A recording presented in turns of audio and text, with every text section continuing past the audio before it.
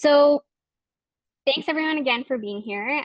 What brings me here today is a cross-functional passion for space, STEM advocacy, and representation. And as I was thinking about an event like this, one of the things I grappled with is that in the ideal world, this event we're having today is non-existent, right? There is a complete eradication of this idea of women in STEM, and true representation would mean that gender is a non-factor. And while the idealist in me would love to not keep the conversation alive, the data doesn't lie and cannot be ignored. So we know that women make up 47% of the total workforce, and yet they are statistically underrepresented in STEM. And in Canada specifically, women make up less than 25% of people employed in STEM careers. So the curious science kid in me couldn't help but want to go to the source and seek some answers from those working directly in the field. And we have them with us here today. So we have a wonderful panel of three amazing women today who are charting their own path in STEM across teaching, space tech, and project management. We'll get to hear some firsthand insights about diverse career options within space and technology, and you'll get a front row seat to ask them some of your burning questions as well. Some rules of engagement for the audience. It is completely optional to keep your cameras on, though encouraged. We also encourage you to drop any questions you have for the panelists or myself in the chat box throughout the event, and we'll address them towards the end of the conversation. So before we introduce the panel so that you can stop hearing my voice, I'd like to thank the Society for Canadian Women in Science and Technology, or SCWIST, for sponsoring this event and empowering women in STEM. SCWIST is a not-for-profit society that specializes in improving the presence and influence of women and girls in STEM. SCWIST is a national organization that operates on the traditional and unceded territories of many Indigenous peoples across what is now known as Canada, and is committed to fostering meaningful relationships with Indigenous communities and supporting their knowledge, culture, and contributions. Shout out also to the Canadian Space Society, one of Canada's largest space advocacy groups that partners with the Canadian Space Agency, and thanks to them for collaborating with SCWIST today. So if we move on to the next slide, Susanna. I'm just going to briefly touch on the agenda for today. So we'll talk through a bit of an introduction of our three panelists, as I mentioned. We'll do a quick fireside chat with them. I've got some exciting questions to ask them and really get to the root of what we want to talk about in terms of women in STEM, where you can take your career, and just general knowledge sharing. Then at the end, we'll save some time for audience Q&A. So as I mentioned before, please drop in your questions in the chat and we will address them at the end. And then finally, some closing remarks. So let's move on to the next slide and get to who we're here to talk to today, which is our amazing panel. So we'll just go in this order. Samantha, we'll start with you to introduce yourself, Natalie, and then Maria. And as you introduce yourself, tell us a little bit about yourself, like a brief introduction, but also your favorite space or science fact. Hi everyone, I'm Samantha Yue. So my journey is actually from the US, Canada, and Taiwan. You can think me as your digital transformation guide. So I specialize in agile expertise, UX design, and XR, which is VR, AR, MR in industry. So I dive into a project where it's refining healthcare app or enhancing the gaming interface or crafting immersive XR experience. So that actually, I want to make them shine. And also I deeply value collaboration, empathy, and communication because as a woman, we got the soft power. So I always make sure we hear everyone's voice from the knowledge part or everyone in any project or team. So I guess my favorite science fact is the neuroplasticity, so which is like the brain. They are incredibly can adapt the new experience, just like the interface or user experience. So that reminds me a lot of like how user adjust to the fresh app. So when we're designing an app, they are adopting a new feature or the way they use. So it's just not like updating the app. We're actually engaging the landscape of human condition. So I think that's my very science fact. So that's me. Thank you.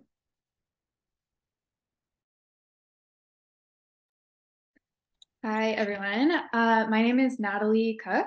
Currently, I work for MDA, which is formerly known as McDonald Detweiler and Associates. They're a major company in the Canadian space and tech industry. My company is best known for building the Canadian arm, which is displayed on the $5 bill. We have lots of massive projects on the go, but I work in the geointelligence department on the Polar Epsilon operation. So it's a 24/7 operation where we work closely with the Canadian Space Agency, the Canada's Department of National Defence and Space, and with the Canadian Armed Forces, so the military. My job as a geospatial technician and operator essentially entails processing and analyzing satellite imagery of all 3 Canadian coastlines for dark vessels or illegal vessels. So drug trafficking, sex trafficking, overfishing, oil spills, all stuff like that. The technology involved in this operation is crazy. We can detect topographical changes up to 2 millimeters and analyze some data in near real time, which is about 20 minutes. So it's pretty intense, but also super awesome. And I'm really grateful to be a part of it. Yeah, and so I guess my favorite space fact is that there are thousands and thousands of satellites out orbiting Earth at all times, and yeah, I think that's pretty cool. Bunch of space junk. Yeah, thanks.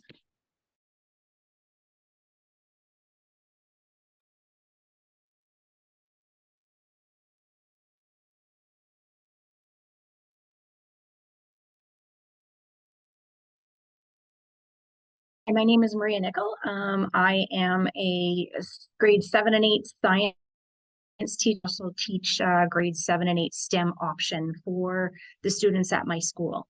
I'm also heavily involved with a lot of space sciences, experiments being sent to the International Space Station. My students just built a cube satellite in Manitoba, York University, and University of Winnipeg. It was the first time and my students were tasked with building an instrument for that satellite to be in space. So I guess my space fact is kind of tied into that, that we have a space instrument built by students in space.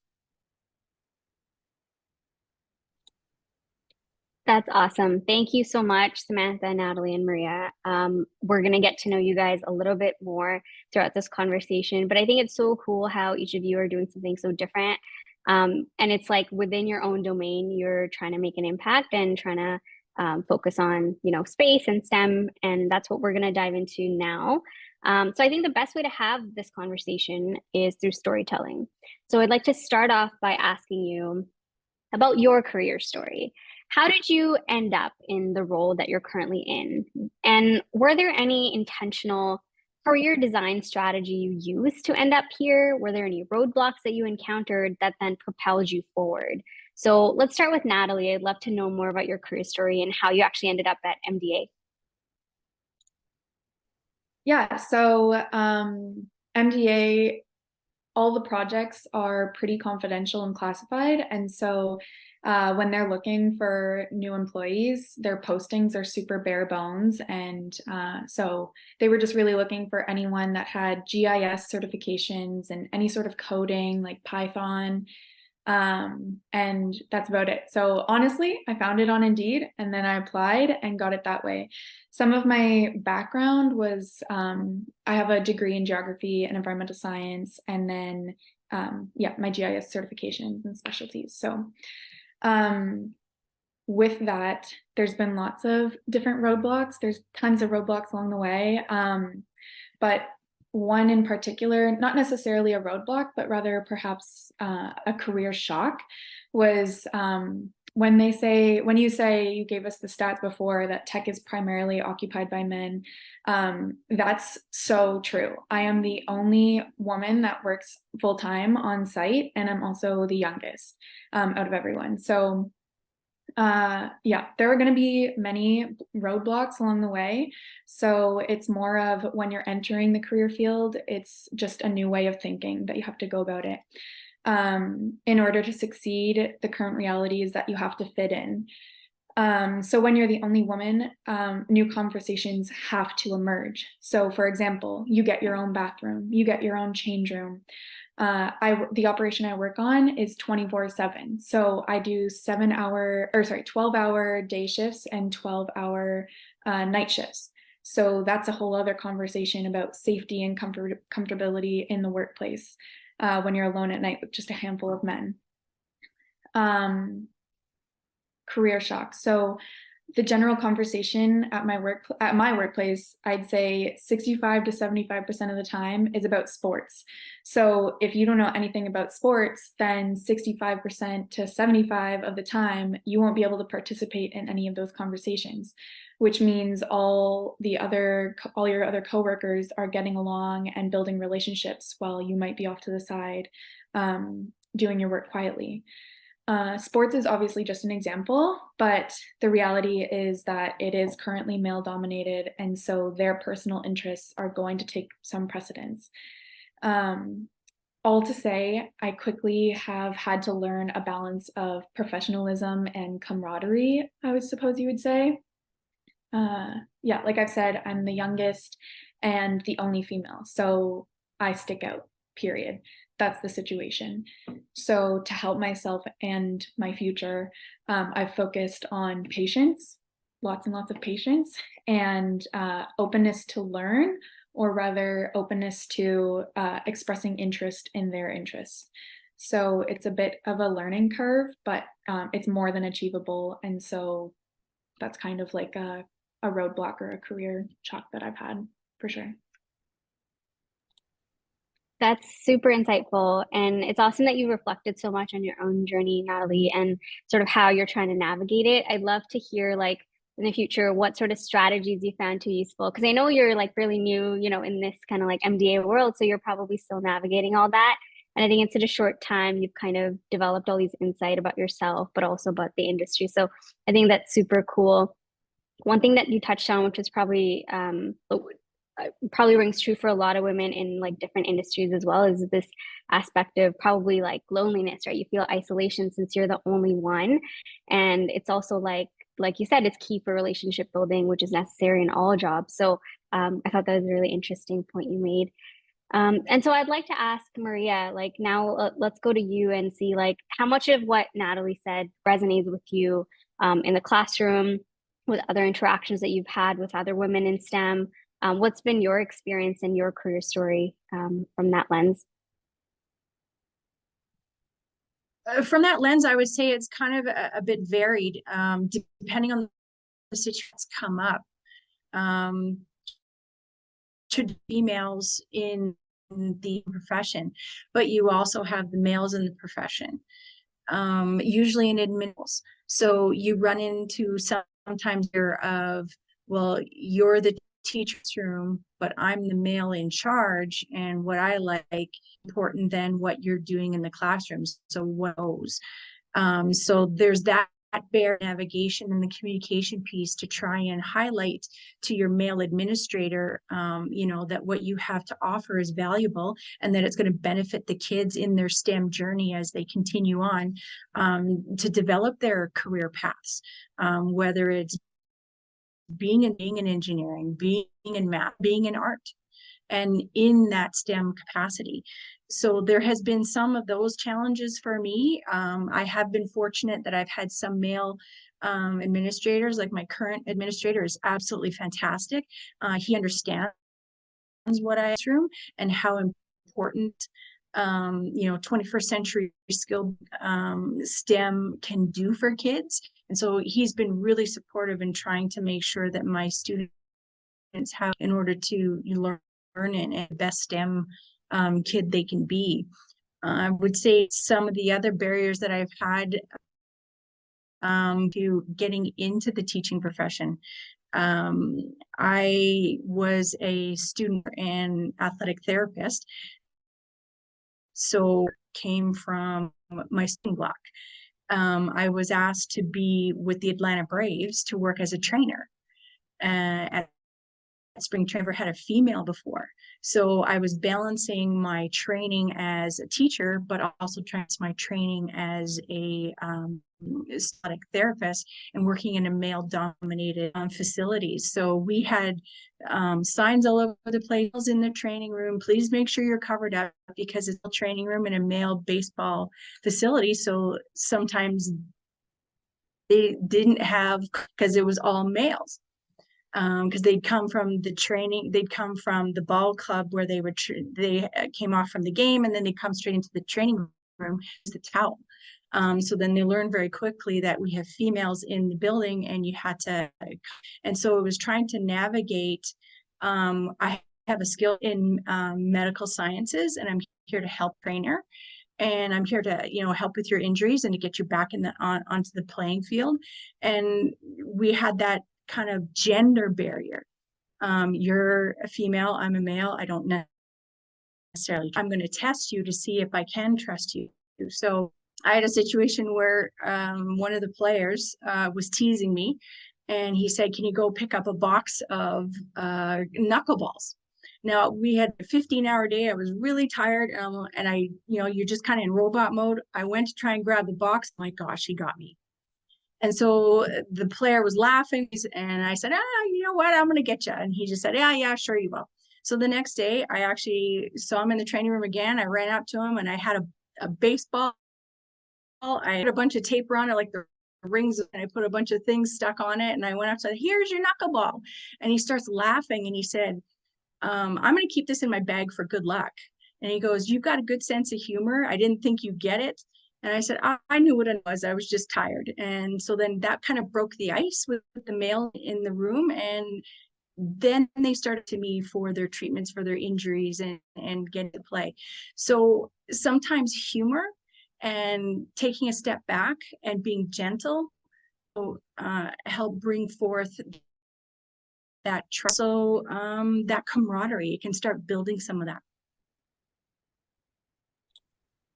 Yeah, that's super insightful, Maria. And I'm glad that you spoke about camaraderie as well, because something that kind of bridges your experience with Natalie's is that it starts early, right? STEM-oriented training.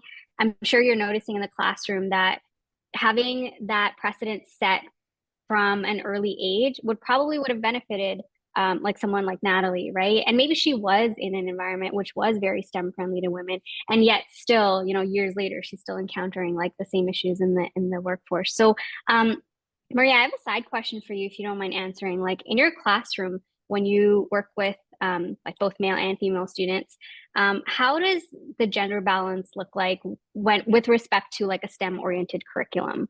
Do you find that like young girls are still to this day very resistant to some of that training, or do you find that it's pretty equal and at that early age they're not able to really differentiate identity and career prospects and things like that, and only as they get older does the reality kind of hit them like it did for say Natalie? I would say within the classroom setting, it depends on year to year. Your demographic and males and females are in your classroom. But overall, I see that the kids, they're not more, at least in the junior high end, they're not focused on the career, focused more on the social game. They're focused more on what kind of hands-on can you show me? So for me, I introduce to them just to give them exposure and to get them thinking about it. As opposed to throw it down their throat and saying, you have to do this. This is the best career. It's the only option. You have to do this.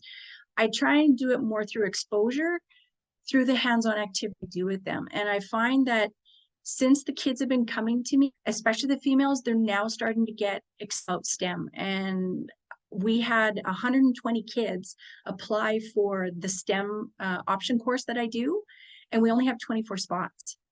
And so I've noticed an uptick in having females apply as the kids have been coming to my science class and they're now hands-on and how fun science can be. Now seeing the women wanting to be in the STEM courses. So for me, that's a win. That's what I want the kids, whether it's the male or the female, to be excited and to want to try it and to love science. And then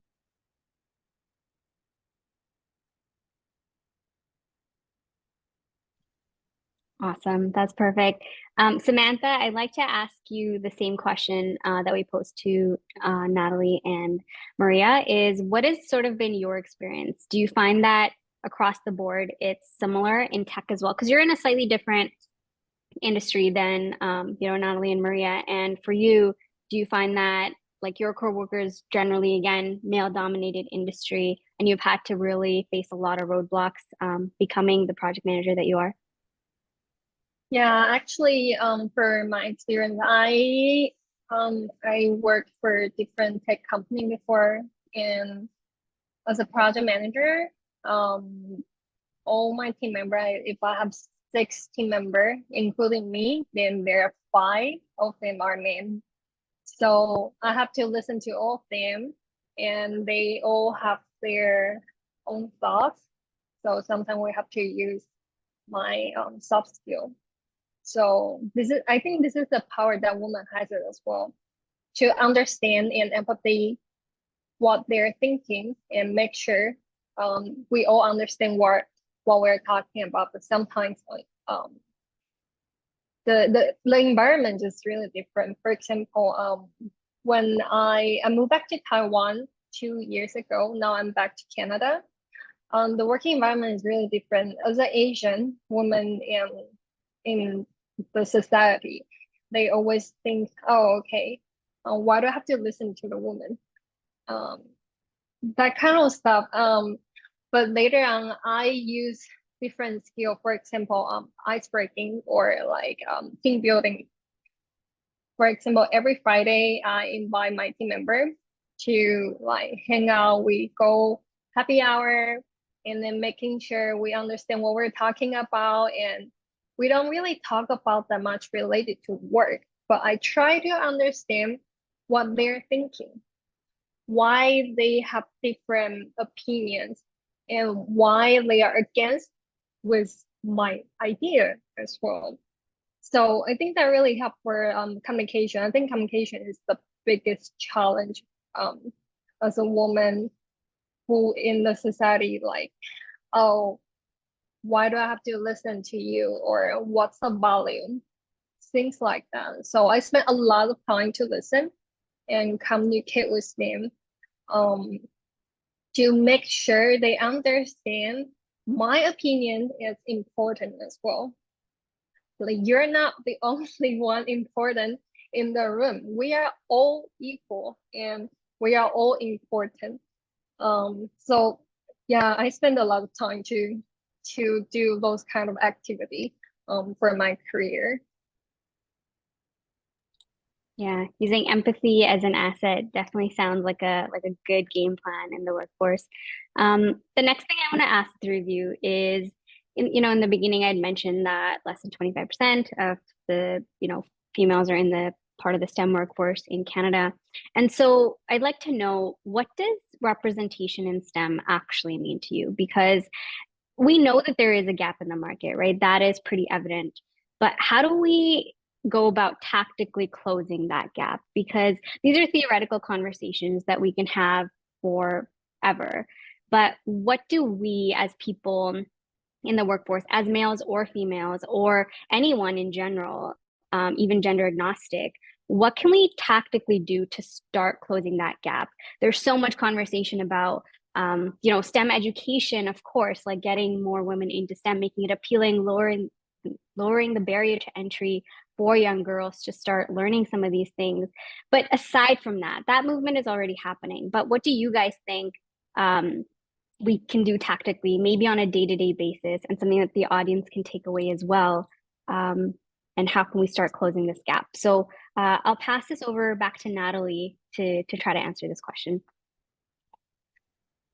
Yeah, I think for me and in my workplace, I think confidence is a huge factor in it. And I think that when I do appear more confident, I get taken a lot more seriously. So it means having to be more assertive, taking charge, taking leadership. I know that I know what I'm doing. I'm confident in my educational background. I'm confident in my abilities to think critically and efficiently pick up new skills. In my experience, being a woman in STEM means you have to prove yourself. You have to go a little further to have you be recognized so that when you're in a conversation, you're looked at also in the room. So yeah, confidence, and that's going to earn you respect for sure. Makes perfect sense. Maria, how about yourself?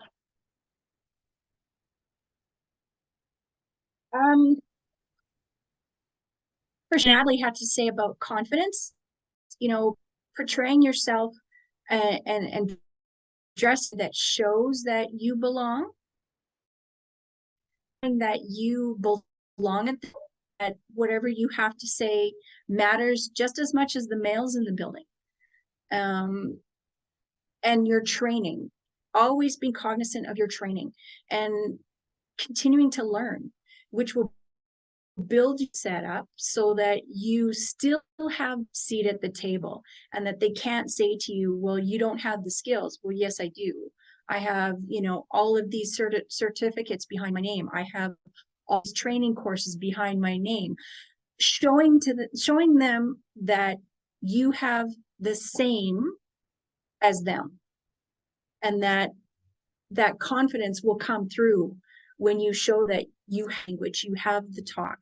And then having those conversations with your friends, talking to your friends, and having this come down to a home level as well, having the conversation that, female or male, you can do STEM, and if you want it, wrong with that. Those conversations are really important when they're little, and not having this, well, boys only like building just as much as the boys. Me being in a junior high setting, it's typically male dominated science department. I'm the only female. So I have to continually show them that I'm a girl, I matter, I can bring fun stuff to the classroom, and I'm going to show you that it's fun. Why don't you come and see my classroom? So I've translated that. They see now, oh, it does have those skill sets. So sometimes you have to showcase what you know in a little fashion in order to get attention at the table. Yeah. And one of the things I actually want to ask Samantha, which is a little bit of an extension of representation, is oftentimes confidence is also built upon seeing others in the same position or roles as you. So some things like, attending this event, you can see others doing the same thing. And I find a lot of confidence in that, hey, if that person can do it, maybe they're a couple years ahead of me, or maybe decades ahead of me, then you can probably do it too. And there's nothing stopping you. But Samantha, I wanted to ask you, like, have there been any mentors or role models in your life that not only can provide access to certain opportunities, but a lot of times what you need, especially early career, is guidance, right? In terms of like, maybe there's turbulence or uncertainties in your career and you just need help navigating that. Or there's situations that all three of you have spoken about where it's a little tricky and you may not have a manager or supervisor who really understands, especially if they're male as well. They might not understand the nuances of what it means. So I would love to know from you, have you had any mentors or role models in your life that have kind of helped pave the way for you a little bit? Yeah, actually I have. So I still remember when I was in the master program, one of the professor consistently to ask, do you need help? And are you feeling uncomfortable? Because all my team members, they're all men, and they're engineers, they are artists. So, and also, I think she just like constantly asked, how do you feel now? And do you feel you need help?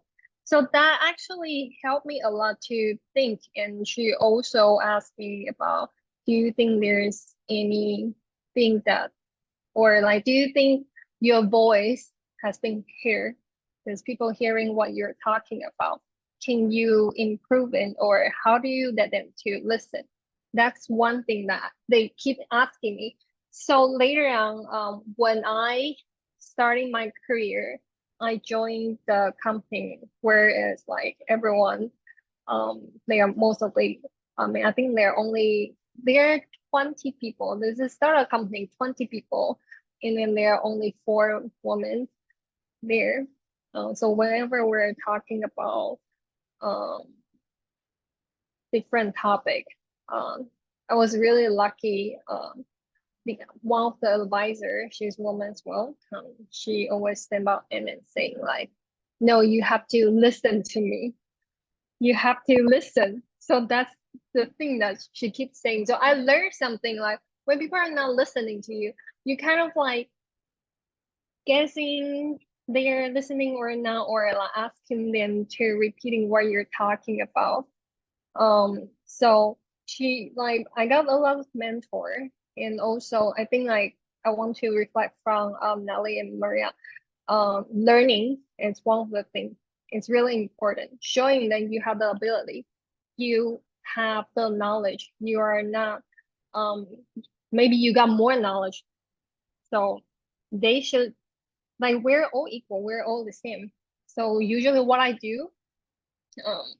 I do online course learning, or I read book, and then later on I also do some side project. I try to create some more fun stuff to showcase that this is what I have. And I found it really useful for people who in the STEM industry, especially for a woman. And also my mentor always like asking me, do you think is it fair enough, or is it not fair enough? You have to always listen, or you have to looking at the situation where you are. So yeah, like I got a lot of help from people. Like they keep like reminding me, does your voice have been here? Yeah. And Maria, how about in your classroom or in your setting? Do you find that, I'd love to know from you, like, do you find that mentorship is kind of like a natural thing that happens because you're in the teaching profession?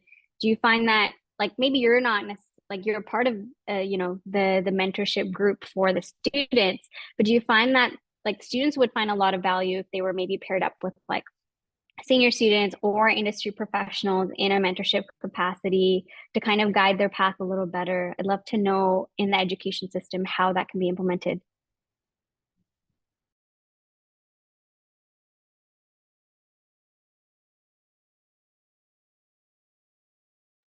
I'm just going to turn my video off because it's come a little unstable. So I think it comes down to the teacher want and find those mentors out, like calling, for example, like Magellan Aerospace and having an engineer to come talk. So it comes down to me wanting to bring those people in, and I do. And that helps provide mentorship to those students to see that we're doing the science in the classroom, but this is where you translate that into a real job. But exposing them to a variety of jobs, not just engineering. It could be someone in microbiology lab. It could someone working in nursing. Telling them to story and pair that science learning, so the kids see I'm learning science because it's going to help me get A, B, or C in the future. So that's my job as an educator, to bring those experiences to the students. And that's the mentorship that I hope to bring to the kids. Yeah, no, that makes a lot of sense. And tackling it from that education point of view would probably benefit everybody because then, like as you mentioned, they can see the tactical output of what they're learning in the classroom. Natalie, how about yourself? I'd love to know about your role models and mentors that helped you sort of not only navigate this path, but maybe they helped you early on, like when you were back in school still. Mm-hmm. Yeah, actually, one of my key mentors was during university. I had an incredible professor named Dr. Geraldine Jordan. She was so outwardly passionate and unapologetically herself in her field. She was a computer wizard, and she inspired me to become a lifelong learner and consider myself that. She really taught me that you have to be solid and confident on what you know. So know the general concepts, but also know the specifics. Just know what you're talking about so that you can be confident in that conversation. It's okay to not be amazing. It's okay to have emotions. Take that, experience that, and then bounce back, try again, and learn from your mistakes, and then move forward. If you go at your work with this mindset, nothing can hold you down. And that's really what she taught me. So yeah, I'll never forget Dr. Jordan. She will always have a place in my heart for sure. That's awesome. Yeah, she sounds, I want her to be my professor. She sounds amazing. Okay, so I want to talk a little bit about transitions. So it seems that mentors also come into your life, or they're sort of around when you're trying to go through or navigate a transition in your life. A bunch of people in our audience are probably also undergoing transitions. So if someone's undergoing a career transition right now, maybe they're trying to pivot their career, or maybe they've just finished school and are going from academia to industry. What advice would you give somebody who's in the middle of a transition right now? Because one of the pillars of many of the questions that or many of the topics we discussed was having confidence. And usually when you're transitioning, your confidence does take a dip because you're maybe navigating a new territory. Maybe you're applying for that job. Maybe we know that women often don't apply for a lot of jobs because they feel they can't do it or they're underconfident. This is a classic thing that does happen, right? Even if women meet majority of the job requirements, they will hesitate from applying. So it's also about taking opportunity. But I'd love to know, if somebody's in the midst of this transition right now, what advice would you give them from times where you've had a transition yourself? And Natalie, maybe we'll shoot it to you first. Yeah, so I've done a wide variety of different jobs, and so this question is great. When I first started working at MDA, and you have all your security clearances, you're working with the military, it's super intense and a little scary. I definitely felt imposter syndrome, like to the maximum. Like the Navy literally calls you on the phone, and I would think, why are they talking to me? Like I'm wearing a butterfly necklace right now. Like this is crazy. And so it takes a little bit. And so if you do feel like low confidence, don't worry. Like it's gonna keep building and you're gonna keep growing. My best advice is to not be afraid to fail. I've done a wide variety of jobs and I haven't excelled at all of them. And so trying new things and then going and doing more courses. So any job opportunity available, go for it. Try it out, do it. Because if you fail, you can literally just keep going forward and that's all you have. Take lots of classes, do lots of online learning. So much learning is available online for free and it's always at your access. My biggest piece of advice is try everything, build up your resume, and become multidisciplinary. That's going to be an insanely incredible and desired quality in a worker. So. Awesome. Samantha, how about yourself? Tell us a little bit about your transition. I know personally you're in the middle of a transition right now, so it's kind of coming at a good time for you. So feel free to speak on that. So for me, in the very, very beginning, before I graduated from master's degree, I actually attend many different of networking events, like or conference. For the purpose is like meeting more people and understand what the industry needs. Usually because I know what I want to work in the XR industry and I want to be a project manager. So I started to talking with people, what do they need and what are the biggest challenge for them? And starting to thinking about can I solve those problems, or how can I help them to increase the value of their company?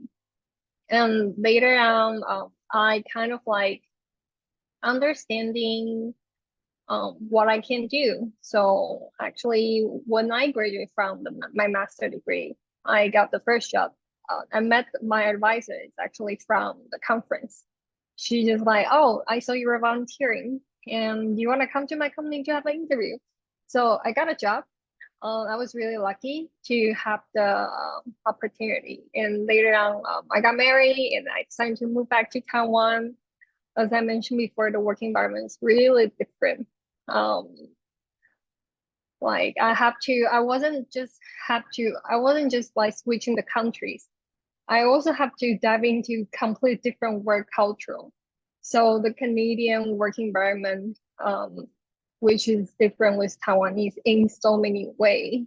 And also like right now I am pregnant, so I'm kind of like not really taking a break. I'm just like transitioning from full-time to part-time. Try to balance my life and career to see, okay, my body can do this or I cannot do that. I try to be balanced and I understand I still need to dive into this industry. And also I'm also looking for more opportunity for part-time, because I'm the person like I can't just standing there or sitting there whole day and doing nothing. So I also continuing to asking people if they need advising or consulting for their company. I don't want to lose the opportunity for any time, any moment. So that's what I'm doing. Yeah. Yeah, absolutely. And I'm glad you touched on work-life balance, because that could probably be an entire like separate conversation in and of itself. Yes. So we'll put a pin in that for now. Okay, so I think we have time now for some questions. And Maria, I don't know if you had anything to add about transitions or if you have any specific feedback. But you could probably answer the question we have in chat right now. Also want to mention, everybody, please drop your questions in the chat if you have any. And then we can definitely have someone from the panel try to answer them. So Maria, like maybe you could take this one in chat, which is, how do you make sure others perceive you as being confident? How do you know if you appear confident or not confident? Oh, Maria's not here anymore. Whoops, I can't see her. Okay, well, that's all right. That kind of worked out, I guess. But either Samantha or Natalie, if you want to take this one, this is from Yvonne. She's also part of the Canadian Space Society, which is super awesome. She's part of our marketing team. But yeah, how do you get over this imposter syndrome piece? Like, how do you know true confidence from this whole idea of fake it till you make it? It's a great question. Mm-hmm. Yeah, like, because we've said a few times that you need to prove yourself and you need to show what you bring to the table. It's a really tricky line to walk, because you don't want to start over explaining and then seem not confident, kind of like your question. It's a big learning curve, and it's taken me years to figure it out and to get where I am today. My advice is logistically, take deep breaths and come prepared to each situation. So stay calm, speak clearly, and just trust in yourself. You know what you know, and you know what you don't know. And so if that scares you, what I used to do when I first started out in the whole science world is I would come prepared with just a few one-liners of, oh, I'm not so sure, I'll have to get back to you on that, or, oh, I need to read into that, and then I'll give you a more confident answer. And so having those little one-liners in the back of your mind for you to fall back on if you start to feel a little stressed, or if you're feeling that imposter syndrome, that'll come across great, and it can like keep you in a calm state and then push you forward for the next situation. So that's my advice.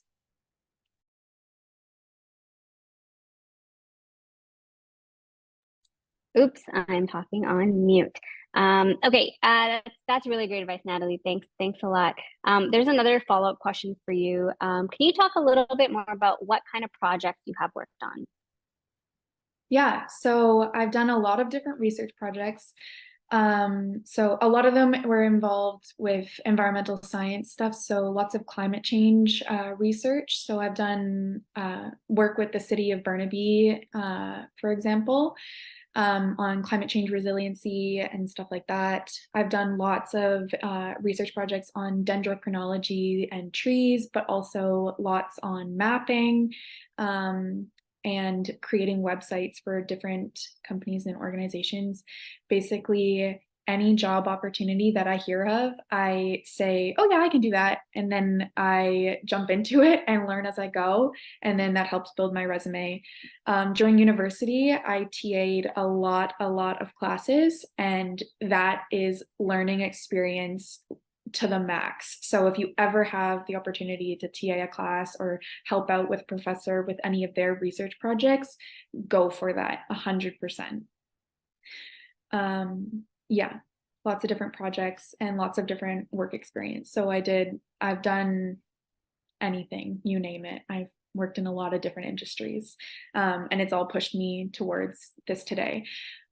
Getting all of my different experience in all of my different jobs has also helped me with the camaraderie in my workplace. So because I have experience in so many different sectors, it's easier to pick and choose with different people and talk with them about different things. So the more experience, the better. I can't say that enough.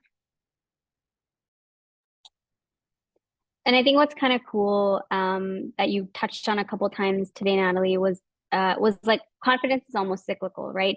It seems like because you've done so many different things, you had that innate confidence to firstly do them in the first place, to be like, hey, I can do this.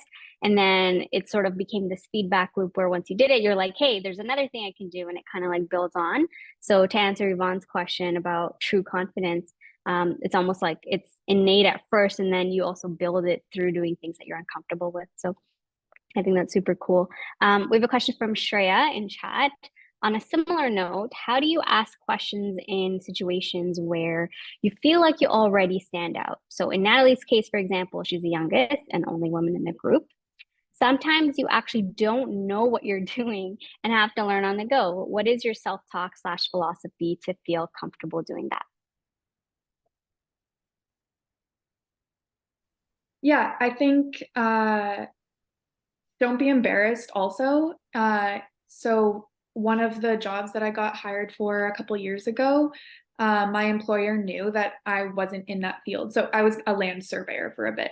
Super random, not part of my wheelhouse at all. I'm not even sure why I ended up doing that, but I ended up there.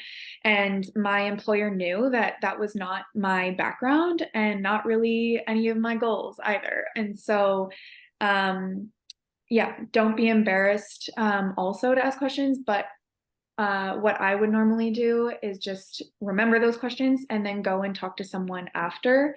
And then that helps you because it's more quietly and then not as out and about. Yeah.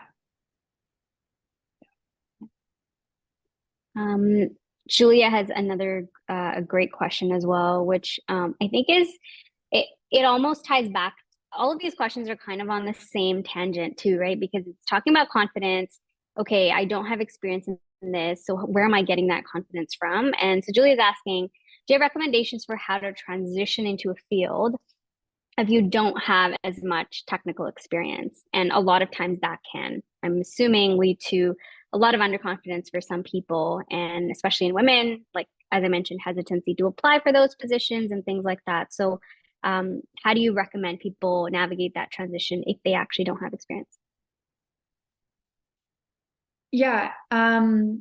Whenever I apply for a job or I go for a research project that I know I don't have a ton of experience in, my main source of promotion for myself is I'm a quick learner. I'm an efficient learner. I'm good at learning. I know how to find information. I know how to access materials so that I can pick up as I go. And I'm more than willing to do that. So I want to work here. I want to work on this project. and I'm passionate about it, and this is what I want to do. So hire me because this is what I'm capable of, and I'll prove it to you by doing so. Yeah.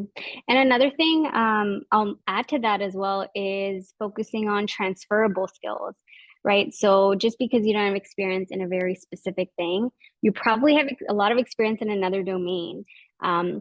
Coupling those transferable skills along with, as Natalie mentioned, just being confident in your ability to learn and then speak with a lot of confidence and passion, that should help you hopefully make that transition. Samantha or Maria, do you have anything to add from personal transitions that you have done, maybe jobs you've applied to where you didn't really have a lot of experience? How did that pan out, and what would you recommend to someone kind of looking to do the same?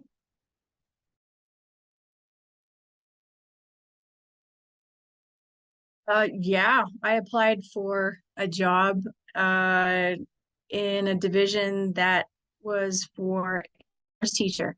Zero experience, no experience whatsoever, but I wanted to teaching job for it anyways. I had a bit of a background working with special needs because I also was a swimming instructor and I taught a lot of special needs in the pool, and I thought that could help me. So I leveraged that little bit of experience to showcase that I'm a quick learner, but I'm willing to jump in and do whatever it takes to make this trip successful. So being afraid to say, I can do this, and I'm going to prove to you I can do this. So yeah.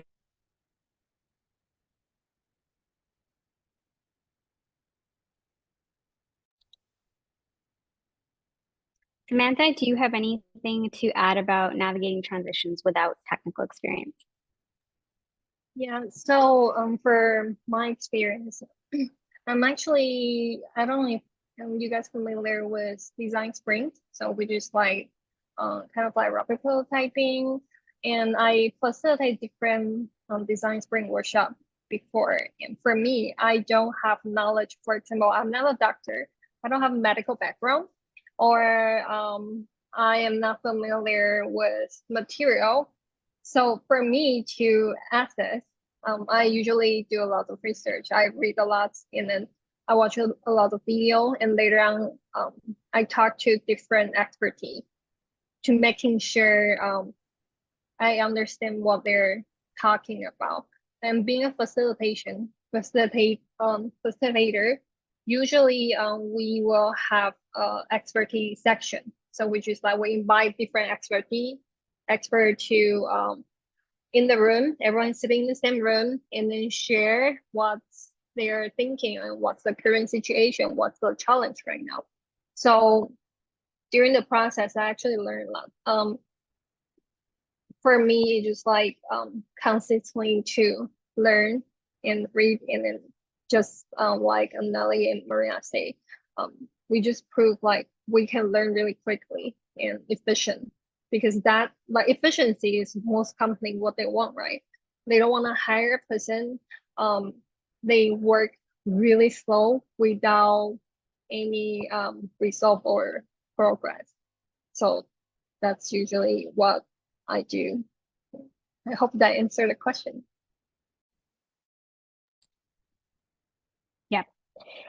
We'll take one last question from Shreya, and then actually I have the last question for the panelists, and then we'll close off.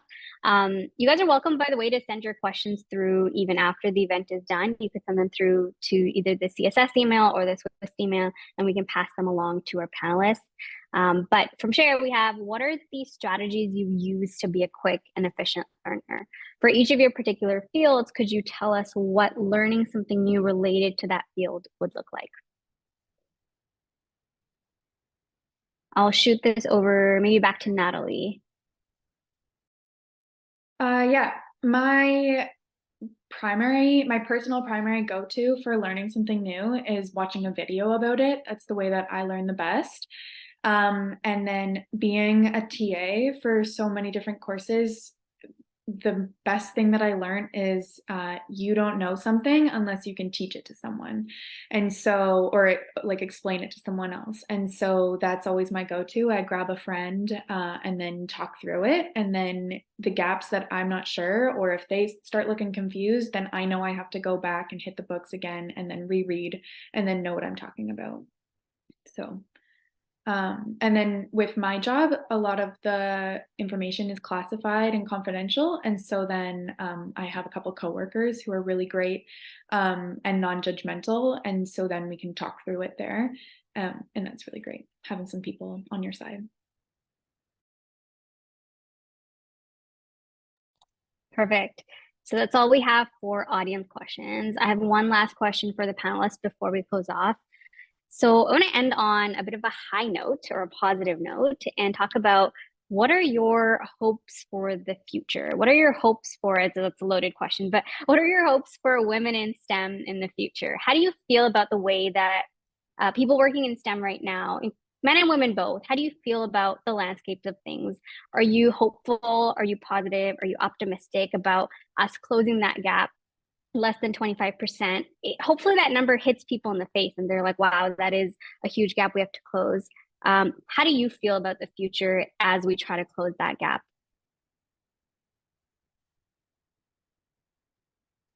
I think I can answer from my opinion. So there are a lot of programs that actually support female entrepreneurs that actually help a lot. For my experience on one of the company I've been working for, we try to apply it, and then, but they are all male. So later on, the CEO actually promote me and saying like, "Do you want to be one of the co-founder?" So that actually can help for the company.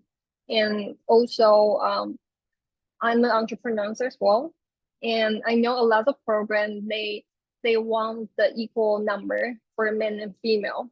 So I can see the government is actually pushing this forward and making everything better. So I'm looking forward to see that better in the tech industry.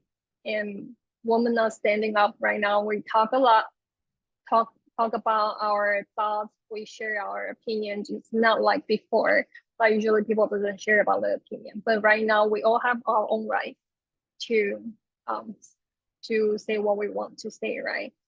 If that's the positive or good thing. So that's my opinion. Yeah. Maria, how about yourself? Thoughts and hopes for the future? Absolutely. I am absolutely positively excited for the future in STEM. I think we're going to have a lot more women in STEM, a lot more great collaborations, and a lot more great projects that come out of ideas from women in STEM. And the reason I say that is I am now getting letters from kids that taught who are now in the university, and they're emailing me back saying, I went into nursing because of you. I'm now going to go into engineering because of you. I'm now going to apply to be an astronaut just like you did, and you inspired me. So when I know that we're going to be in really good hands, because to me, that's the proof that we're on that journey. The fact that I'm getting those letters from former students and from parents, my kids now going into STEM because of you. We're going to get there. It's just going to take a little bit more time, but we're going to see that eventually it's going to be equal, where there's going to be the same amount of women and the same amount of men working in those fields. But we're going to get there. Definitely. And last but not least, Natalie. Yeah, I'm definitely optimistic. Also, I'm particularly optimistic because there are teachers like Maria and like Dr. Geraldine who are so encouraging and so amazing and pushing us forward. I would have never been here without my professor, Dr. Geraldine. So yeah, I'm super excited for there to be more women in my workplace, that's for sure. And I'm excited for all of you to continue on and enter any opportunity that comes your way. Awesome. Well, I want to thank you guys again, Maria, Natalie, and Samantha, for being here today. I think we took away a lot of valuable insights. Hopefully, the audience as well took away some good insights that they can apply to their own day-to-day, jobs, or whether they're navigating that transition that we spoke about, and hopefully gives them some confidence to see you guys all thriving in your respective fields. So that's amazing. I also want to thank the audience for taking the time to be here today. I know it's not easy to chalk out time to do some of these things, but thanks a lot. And hopefully you learned something as well. As usual, as we put in the chat box, if you have any remaining questions, send them through to us. Also, feel free to connect with Maria, Natalie, or Samantha, like through LinkedIn if you have questions. I think one of the greatest perks of an event like this is, you can use them as mentors. We ask that mentorship question. And a lot of times you don't really know how to start by getting a mentor or talking to someone. You don't really know how to initiate coffee chat. So if you see them at an event like this, and if they spark something in you, feel free to reach out and ask them a couple questions. They're busy people, but I'm sure they'd be happy to mentor or answer some of your questions personally as well. So yeah, and shout out to Susanna as well for helping with the tech side of things for this event. She did a great job with the slide deck and also monitoring our chat box. So really appreciate that. Thanks everyone for being here, and hopefully we'll see you guys soon at another event. Have a great rest of your night.